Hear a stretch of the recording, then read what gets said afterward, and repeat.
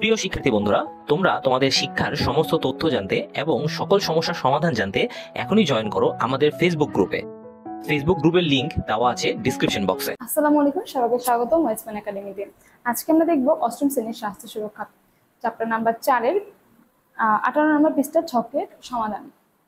ছকের শিরোনামে দেওয়া ছিল মানুষের চাপের ঘটনায় আমার সাড়া, মানে মানসিক চাপের যে ঘটনা সেক্ষেত্রে আমার কি সাড়া ছিল সেগুলো। প্রথমত ঘটনাগুলো লিখবো, কি কি অনুভূতি অনুভব করেছিলাম সেগুলো লিখবো, তারপর কি কি চিন্তা হয়েছিল তখন সেগুলো, এবং কি কি আচরণ করি সেগুলো, আর ফলাফল কেমন হয় সেগুলো লিখতে হবে। চলো দেখে ফেলি একটা একটা করে ঘটনা এবং তার অনুভূতি, চিন্তা, আচরণ আর ফলাফল। আচ্ছা, ঘটনা নাম্বার 1। স্কুলে বার্ষিক সাংস্কৃতিক অনুষ্ঠানে কবিতা আবৃত্তি করেছিলাম। সেক্ষেত্রে আমার অনুভূতি কি ছিল?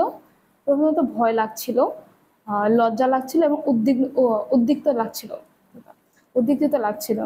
আর কি কি চিন্তা হয়েছিল তখন? যদি হঠাৎ ভুলে যাই তখন কি হবে সেরকম একটা ভয় লাগছিল। যদি আবৃত্তি ভালো না হয় সে কারণে লজ্জা হচ্ছিল। আর যদি শিক্ষক কিছু বলেন সে কারণে উদ্বিগ্নতা লাগছিল। আচ্ছা, কি কি আচরণ করেছিলাম আমি? শিক্ষককে অনুরোধ করি নাম কেটে দিতে। তারপর শিক্ষকের পরামর্শ অনেকবার নিজে নিজে আয়নার সামনে দাঁড়িয়ে আবৃত্তি করেছিলাম। আচ্ছা, ফলাফল কেমন হয়েছে? সেই অনুষ্ঠানে আবৃত্তি করি, আমার আমার অনেক ভালো লাগে, সাহস পাই। এখন আমি অনুষ্ঠানে আবৃত্তি করতে পারি আর কি, সেটা বোঝানো হয়েছে। দ্বিতীয় ঘটনাটি দেখো, স্কুলে বার্ষিক ক্রীড়া প্রতিযোগিতায় অংশগ্রহণ করেছিলাম। সেক্ষেত্রে আমার কি অনুভূতি ছিল? ভয় লেগেছিল, সংকোচ বোধ হয়েছিল আর উদ্বিগ্নতা হয়েছিল। এখানে কি কি চিন্তা হয়েছিল? যে যদি পুরস্কার না পাই আর যদি বন্ধুরা হাসাহাসি করে, এই দুটা চিন্তা মাথায় এসেছিল। আর কি কি আচরণ করেছিলাম? ক্রিয়া শিক্ষককে অনুরোধ করেছিলাম তালিকা থেকে নাম কেটে দিতে। এবং দ্বিতীয়টা কি ছিল? ক্রিয়া শিক্ষকের পরামর্শ মতো অনুশীলন করি। ফলাফল কেমন হয়েছিল? ক্রীড়া প্রতিযোগিতার দিন আত্মবিশ্বাস বেড়ে যায়, আমি দুটো খেলার পুরস্কার পাই, আমার খুব ভালো লাগে। আচ্ছা, 3 নাম্বার, বার্ষিক বনভোজনে গিয়ে হারিয়ে গিয়েছিলাম।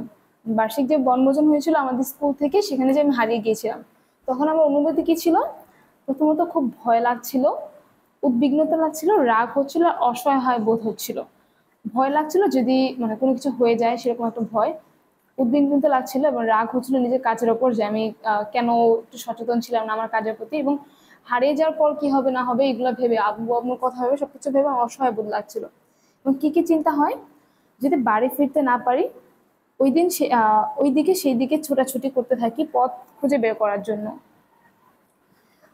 এদিকে আচ্ছা, আচরণ কি করি? এদিকে সেদিকে ছোটাছুটি করতে থাকি পথ খুঁজে বের করার জন্য, আর জোরে জোরে কয়েকজন বন্ধুর নাম ধরে ডাকতে থাকি, আতঙ্কিত হয়ে কান্না করি। আচ্ছা, ফলাফল কেমন হয়? আমার ভালো লাগছিল না এবং আমি অনেক ভয় পেয়েছিলাম।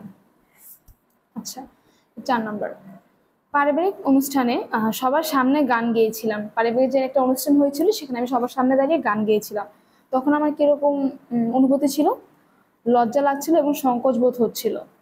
আর কি কি চিন্তা মাথায় এসেছিল? তখন এসেছিল যে যদি সম্পূর্ণ গান গাইতে না পারি, যদি ভুল হয়, যদি আত্মীয়রা হাসাহাসি করে, এসব চিন্তা আমার মাথায় ঘুরঘুর করছিল তখন। আর সেক্ষেত্রে আমি কি কি আচরণ করেছিলাম?